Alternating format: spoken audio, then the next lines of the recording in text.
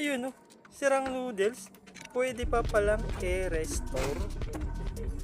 Ito na nga mga lodi, ang sinasabi ko ay noodles, no? Wag na wag nyong itatapon yung noodles na mga tira-tira nyo mga lodi dahil pwede pa palang i-restore, no? Ayan, nakita nyo naman yung noodles ay hinugasan niya at binalik niya ulit sa lagayan. Pagkatapos ay sinalang ulit niya sa oven mga lodi ng 3 oras. Napakaangas, pati yung mga ingredients, no? Ayan oh, buo ulit, no? Tapos yung mga plastic,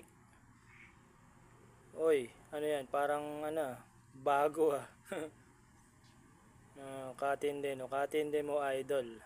Napakalupit po talaga mag-restore, no? Tapos binalik niya ulit yung mga sili. Nawala yung powder, no? Tapos ginagyan niya ng glue. Napakaangas yan mga lodi, oh.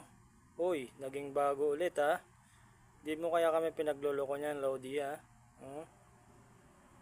Joyful Jules. Oy, ginamitan ng plancha at okay na naman.